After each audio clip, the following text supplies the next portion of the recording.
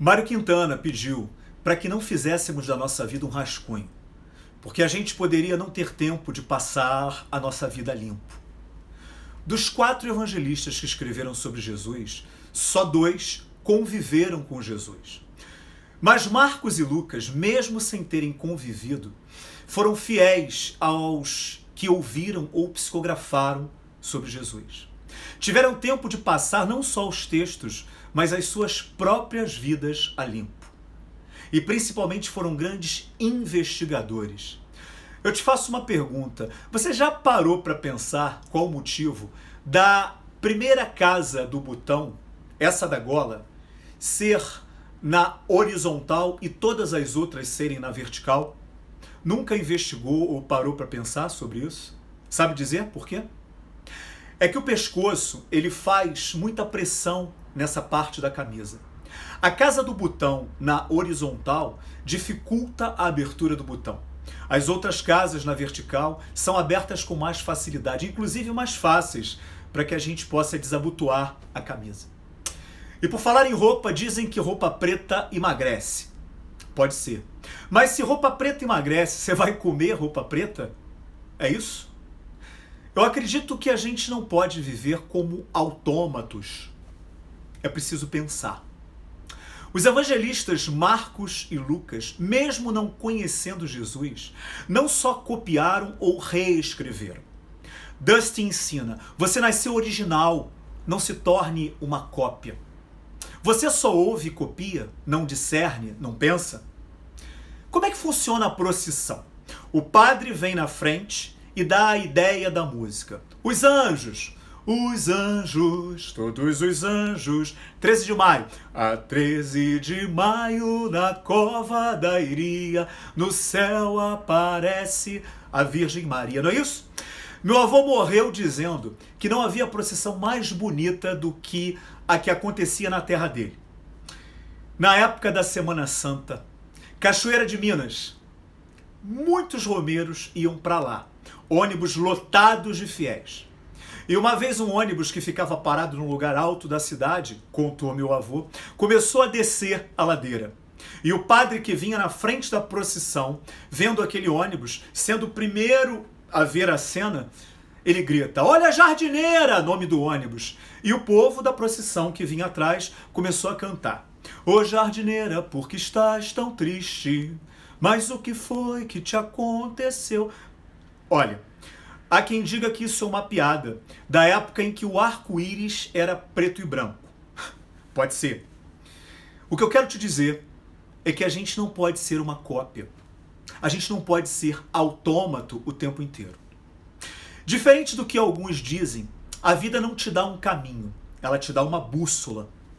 Quem te dá um caminho são as suas escolhas. Escolha errada, bússola inútil. Então, a capital do Rio de Janeiro é linda. E quando a gente vai para Angra dos Reis, passamos por um caminho onde vimos o chamado Viaduto dos Cabritos. Certo? Já viram? Errado. Não foram os cabritos que fizeram o viaduto. Nem tem cabrito pastando no viaduto. O nome do viaduto é Oscar Brito. Viaduto Oscar Brito. Mas, Alexandre, tem a placa lá dizendo Viaduto dos Cabritos. É verdade. Tá lá a placa. O que chega ao ouvido de alguém é quase sempre o que os ouvidos de outro alguém interpretou. Já reparou isso? Jesus, por exemplo, disse: conhecereis a verdade e a verdade vos libertará. Ele não disse que o fato de você conhecer a verdade te isenta do fato de você vivenciar o que você conheceu. Ou seja, vamos explicar essa ideia. Conhecer a verdade não te dá nenhum benefício mágico. Conhecer é diferente de praticar essa verdade. Jesus não disse que o fato de você conhecer a verdade vai te proporcionar algum benefício, te dar algum passe expresso. Pelo contrário, conhecer a verdade te deixa mais obrigado a praticar a verdade. Por isso, ele inclusive explicou: muito será cobrado a quem muito for dado. Jesus disse, inclusive, que seremos medidos com a mesma medida que medirmos nosso irmão. Ele não disse que deveríamos o tempo todo usar uma fita métrica para calcular os milímetros dos erros dos outros. Jesus disse que nós seremos julgados da mesma forma que julgarmos o nosso irmão. Ou seja, nós vamos dizer ao alto, através da nossa forma de julgar, como queremos que o alto nos julgue. Os espíritos não vão escolher o rigor da lei que será aplicada. Essa é uma atribuição nossa. Nossa benevolência e indulgência, ou nossa severidade e rigidez. O código penal que aplicarmos aos nossos irmãos será o marcador das páginas, o dedo que mostrará aos espíritos as letras das páginas do Código Penal que será lido no nosso julgamento. E muitas vezes nossa atitude é: aos amigos, os benefícios da lei; aos desconhecidos, a lei; aos inimigos, as penas da lei. É ou não é? E por falar em inimigos, Jesus disse: amai os vossos inimigos. Ele não disse conviva com os seus inimigos. Jesus amava os fariseus, como amava todos os que ignoravam as traduções corretas das mensagens da espiritualidade. Jesus tinha compaixão por aqueles homens. Os fariseus não entenderam as mensagens trazidas por tantos médiuns do passado. Isaías, Jeremias, Samuel e tantos outros médiuns do passado. Jesus entendia a ignorância deles, daqueles fariseus. Inclusive os alertou dizendo: eu não vim derrogar a lei, eu não vim desdizer os ensinamentos trazidos por aqueles médiuns que vieram antes de mim. Eu vim apenas dar cumprimento, ou seja, vim fazer vocês praticarem de forma correta, sem falsas interpretações, as leis divinas. Vim fazer com que vocês a cumpram. Jesus amava também os fariseus, mas ele andava com os fariseus? Responde para mim. Há uma teoria que ensina que o convívio em bandos, manadas, praticados pelos animais, aconteceu no período glacial. A era glacial, o congelamento da Terra, fez com que os animais tivessem que andar bem juntinhos, onde a proximidade deles fazia com que o calor de um mantivesse o outro vivo. E juntos, um dos outros, aliviavam o frio fatal daquela época. Mas um animal não podia aderir a essa proximidade. Quem? O porco-espinho. Quando os porcos-espinhos estavam juntos, seus espinhos feriam uns aos outros. Então, tiveram que optar. Ou conviviam juntos ou eram extintos. E os porcos-espinhos, então, decidiram o seguinte: vamos manter a nossa proximidade para que o nosso calor nos mantenha vivos, a uma distância para que os nossos espinhos não nos firam. Entenderam o recado? Famílias, grupos de trabalho, condomínios. Será que estamos interpretando as mensagens do Cristo de maneira correta? Será que estamos dando cumprimento a algumas máximas de Jesus? Tem um vídeo no YouTube onde o guitarrista Jim Page, do Led Zeppelin, ensina o guitarrista Jack White, vencedor de 10 prêmios Grammy, e o guitarrista The Edge, do U2, a tocar o clássico Kashmir, do Led Zeppelin. E me chamou a atenção a humildade dos dois grandes guitarristas terem o carinho e o cuidado a aprenderem a forma correta com o mestre, Jim Page. Muitos de nós já nos achamos mestres e defendemos assuntos e temas com uma verdade absoluta, com orgulho, com uma vaidade incrível. Alguém aí conhece o bairro carioca de Vila Valqueire? Na verdade, esse bairro passou a existir com esse nome, Vila Valqueire, depois que as pessoas assim inventaram esse nome. Porque o nome do bairro era Vila do Quinto Alqueire. Quinto, algarismo romano, 5. Quinto Alqueire. E leram Valqueire. É verdade. Jesus disse que era o caminho, a verdade e a vida. Disse que era o caminho, mas ele não disse que ia te pegar no colo. Ou disse? Quando ele ressuscita seu amigo Lázaro, ele inclusive não entra dentro da sepultura para tirar Lázaro de lá de dentro. Ele diz: Lázaro, sai daí para fora. A luz tocou os olhos daquele amigo de Jesus novamente, mas Lázaro teve que caminhar para fora da sepultura. E mesmo ele dizendo que era a verdade e a vida, Jesus quer que a vontade de cada um seja respeitada, mostrada pelos seus atos, livre-arbítrio. Quando Lázaro sai da sepultura, Jesus diz: desatai-o e deixai-o ir. O mestre não obriga Lázaro a ficar ao lado dele, a ser um discípulo dele. Obriga? Muitas pessoas acreditam que conhecer o evangelho é o suficiente. Lázaro, mesmo sendo salvo daquele sepulcro, não vira um seguidor de Jesus. Conhecer Jesus é o suficiente para andar no caminho, vivendo a verdade e ter a vida que Jesus deixou como exemplo? Eu acho que não. Eu lembro aos meus alunos que a lagarta um dia deixa de rastejar e queimar pessoas. A lagarta sabe sobre o casulo, conhece tudo sobre o casulo. Mas se ela não construir o seu casulo, nunca vai ter asas de anjo. E quem constrói o casulo da lagarta é a própria lagarta, não é uma outra lagarta. Um guru, um coach. Jesus uma vez disse: batei e a porta se abrirá. Ele não disse: use a palavra abracadabra, abra-te sésamo. Entendeu? Olha bem. Jesus disse: ama o próximo como a ti mesmo. Ele não disse: amai ao próximo à medida do amor que o próximo te dá.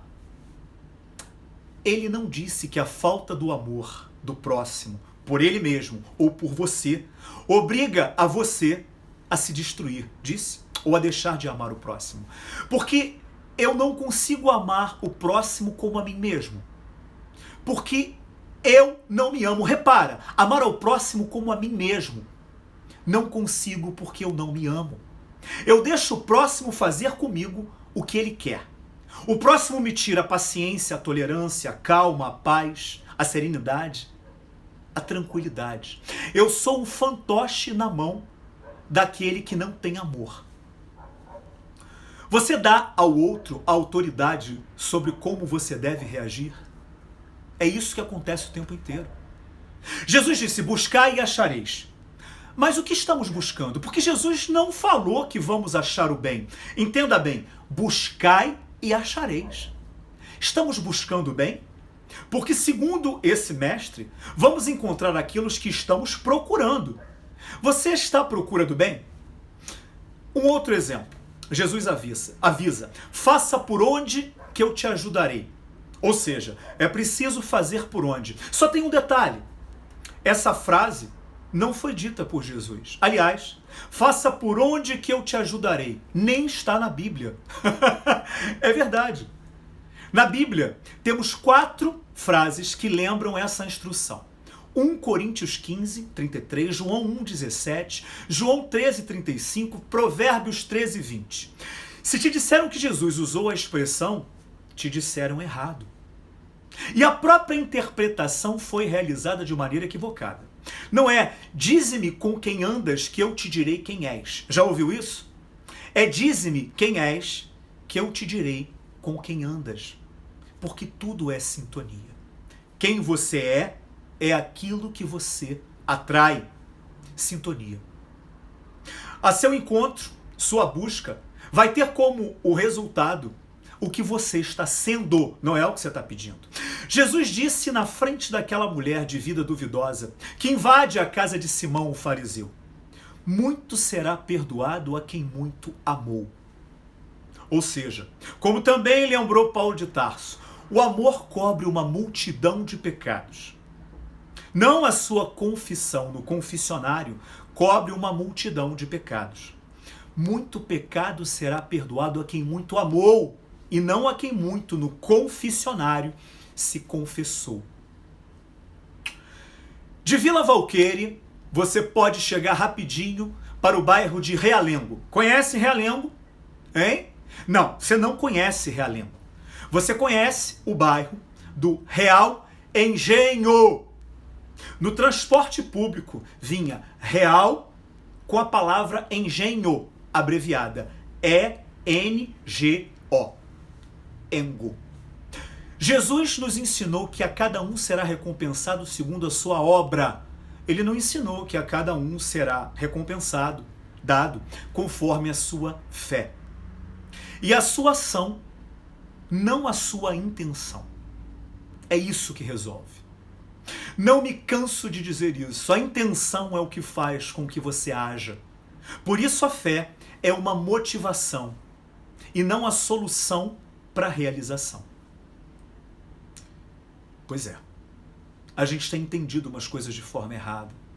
Jesus nos ensina, bem-aventurados os pacíficos, e não disse bem-aventurados os passivos. Ser pacífico não é ser passivo. Querer a paz não é cruzar os braços e esperar pela paz. Madre Teresa, Gandhi, Chico Xavier, Buda, Jesus eram pacíficos, mas jamais cruzaram os braços sendo passivos. Jesus nos falou, a fé move montanhas. Mas ele não disse que você não deveria se mover para não se contaminar, não se ferir ou se expor a algum tipo de risco por causa da sua fé. A fé que Jesus tinha levou ele a encarar na terra, pela nossa reforma moral, tanto sofrimento. A fé que Jesus tinha fez com que ele saísse da terra crucificado, porque essa fé dava uma certeza lógica a ele, de tudo sobre o plano espiritual. A fé de Jesus fez com que Jesus instruísse homens ignorantes, na certeza que eles conseguiriam cumprir as suas missões. Jesus foi o símbolo do que conhecemos sobre fé. Mas quando o perigo rondava a vida de Jesus, ele teve que se mover e sair rápido do templo e até da própria Jerusalém uma vez. E Jesus não tinha fé? A fé te faz sábio diante do perigo. Presta atenção. E não um imbecil diante do perigo. A fé não te dá um crachá para a irresponsabilidade. Ela te oferece óculos para os riscos e as verdades desses riscos. A fé te faz consciente e não um irresponsável. Olha, eu moro no bairro da Barra da Tijuca. Eu amo o Recreio dos Bandeirantes. Nasci no Meia, bairro tão maravilhoso que Deus achou que praia ali seria uma injustiça. E um passeio que eu adoro é comprar umas plantas e comer um peixe na Ilha de Guaratiba. Conhece Ilha de Guaratiba? E uma coisa que sempre me intrigou, verdade, é que não existe nenhuma ponte para a gente chegar na Ilha de Guaratiba. Se é uma ilha, deve ter uma ponte. Porque eu não vou lá de barco comprar peixe. O nome daquele bairro acabou acontecendo por culpa do William, que tinha muitas terras em Guaratiba. Ilha de Guaratiba. É verdade. Ilha de Guaratiba. Como eu disse, diferente do que alguns dizem, a vida não te dá um caminho. A vida te dá uma bússola. Quem te dá um caminho são as suas escolhas. Escolha errada, bússola inútil. Olha, Jesus diz, bem-aventurados os misericordiosos. Ele não disse bem-aventurados os miseráveis. Mas nós agimos como se Jesus houvesse afirmado, bem-aventurados os miseráveis. Sabe por quê? Porque misericórdia é perdão. Se alguém te ofende, há um vazio no outro. Ele não tem absolutamente nada para te oferecer. Se ele não tem nada para te oferecer, o que você tem para preencher o vazio que tem nele? Nada. Você então é miserável, quando deveria ser misericordioso. Até porque, quando alguém não tem nada de bom para nos oferecer, a gente não precisa desejar o mal. Sabe por quê? Porque o mal já está na pessoa. E como eu não consigo ficar quieto, eu preciso lembrar uma coisa. Aliás, minha mãe dizia, quando eu era pequeno. Esse garoto tem bicho carpinteiro, não é possível! Eu juro que eu achava que era detentor de algum verme, possuidor de alguma pereba em alto grau. E quando eu cresci um pouquinho, eu vim descobrir que ninguém tem bicho carpinteiro, porque a expressão é bicho no corpo inteiro. E como eu ainda tenho bicho no corpo inteiro, ou bicho carpinteiro, eu preciso lembrar uma última coisa. Jesus disse, eu e o Pai somos um. Mas ele nunca falou que ele era o Pai. A própria frase já revela, preste atenção, eu e o Pai, eu e ele, e não eu sou ele. Quando minhas filhas eram pequenas, elas pediam uma coisa para a mãe delas. E quando a mãe não deixava, elas vinham pedir para mim. E eu dizia, não adianta vir me pedir. Eu e a sua mãe somos um só. Mentira, elas pediam para mim e eu acabava deixando. Mas isso não importa, isso não interessa. O que Jesus queria informar era que ele tinha a autoridade e o conhecimento das verdades divinas. Que as pessoas podiam ver e confiar nele como sendo porta-voz de Deus. Pois o ensino dele era um ensino confiado a ele pelo Criador. Eu falo o que Deus fala e não eu sou um Deus falando. Entenderam? Olha bem, só em Mateus, Jesus fala meu Pai 20 vezes. Se ele fosse Deus, ele não se colocaria como filho do homem. Não diria meu Pai. Jesus jamais disse que era Deus. Jamais. Mateus, em 8 versículos diferentes, mostra que Jesus usa claramente a expressão meu Pai que está no céu. Meu Pai está no céu. E eu posso lembrar algumas citações de Jesus sobre esse tema. Todas as coisas me foram entregues pelo meu Pai, disse ele. Aquele que a mim recebe, recebe aquele que me enviou. Todo aquele que faz a vontade de meu Pai que está no céu é meu irmão. Pai, se for possível, afasta de mim esse cálice. Pai, em tuas mãos entrego o meu espírito. Se mantivermos a pureza de coração, veremos a Deus. Ele não disse que era Deus. Ele nunca se colocou na posição de Deus. Quando ele é procurado pelo jovem rico, ele diz ao jovem rico, por que me chamas de bom? Bom só meu Pai que está no céu. Na questão 625 do Livro dos Espíritos, os Espíritos nos explicam ser Jesus o tipo mais perfeito que Deus colocou e ofereceu ao homem para lhe servir de guia e modelo. Como Jesus falou, eu e o Pai somos um só. Eu sou o modelo e o guia das verdades divinas. Foi isso que ele quis dizer. Pois minhas palavras e atitudes estão de acordo, em consonância com aquele que me enviou. Ninguém pode ser modelo e guia. Estar em consonância, em acordo, ter o mesmo proceder, não sendo exatamente como o que enviou. Entenderam? Essa é a tradução lógica da expressão somos um só. E não somos a mesma pessoa. O codificador Allan Kardec faz uma nota na questão 625. Para o homem, Jesus constitui o tipo de perfeição moral a que a humanidade pode aspirar na Terra. Deus oferece Jesus como o mais perfeito modelo. E a doutrina que Jesus ensinou é a expressão mais pura da lei divina. Jesus é o Espírito mais perfeito que já encarnou na Terra, como nos ensina o Espiritismo. Na hierarquia espiritual, Jesus está muito além de qualquer espírito que aqui encarnou. Com uma superioridade moral e características inimagináveis, anímicas e fluídicas. Há uma passagem também narrada por Mateus, Mateus 13, 54 e 56, que diz que ele ensinava nas sinagogas, onde os homens disseram, de onde veio essa sabedoria e essas maravilhas? Não é este o filho do carpinteiro? De onde lhe veio tanto tanto conhecimento. Aliás, Jesus ensinava no templo com 12 anos de idade. Mas Jesus não é Deus, por favor. Até porque ele jamais disse que assim era. Ele nos lembrou, inclusive, que nós, com a nossa evolução espiritual, conquistadas em sucessivas reencarnações, faríamos futuramente os fenômenos que ele produzia. E isso ele disse.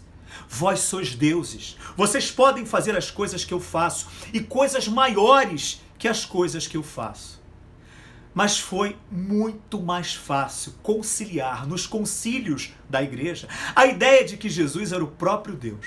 Assim, ninguém podia discutir a autoridade e a manipulação da igreja na tradução das palavras do próprio Cristo. Quando a criança faz alguma coisa errada na rua, é mais fácil aprontar para um estranho e dizer que ele é um guarda, não é? Uma autoridade, um policial. Quem nunca fez isso? Um policial que vai prender a criança se ela continuar errando. É mais fácil fazer isso do que ter argumentos lógicos e convincentes, desmotivando a criança a continuar a desobedecer, a desobediência. A igreja na Idade Média usou o argumento mais fácil, mais rápido, para tentar educar os desobedientes, ensinando que Jesus era Deus. Foi mais fácil assim. Mais fácil do que traduzir e ensinar de forma racional a moral lúcida e perfeita ensinada por Jesus. E como ensinaram que Jesus era o próprio Deus, aquelas palavras mal interpretadas sobre os ensinos de Jesus foram moldadas com dogmas convenientes aos interesses da igreja, sendo assim impostas ao povo, como sendo a verdade do próprio Deus. Muito mais fácil assim. Ao interpretar os ensinamentos de Jesus de acordo com os interesses próprios, a igreja podia ser questionada, mas esclarecidos sobre muitas aberrações, colocando Jesus como Deus, a manipulação dos ensinamentos de Jesus ficou sendo inquestionável. Não sei quem disse que na década de 60, 4 meninos foram conhecidos como os meninos da paz. Eram os Beatles, os besouros. Mas dos 4 Beatles, o maior homem da paz não foi John Lennon, que sempre falava sobre a paz nas suas canções. Dos 4 Beatles, o maior homem da paz não foi Paul McCartney, que fez as mais lindas canções de amor. Dos 4 Beatles, o maior homem da paz não foi George Harrison, que fez um concerto enorme em Bangladesh e doou toda a renda aos pobres. Dos 4 Beatles, o maior homem da paz foi o pobre e esquecido baterista Ringo Starr, porque ele nunca odiou nenhum dos outros 3. E tenho dito. Obrigado.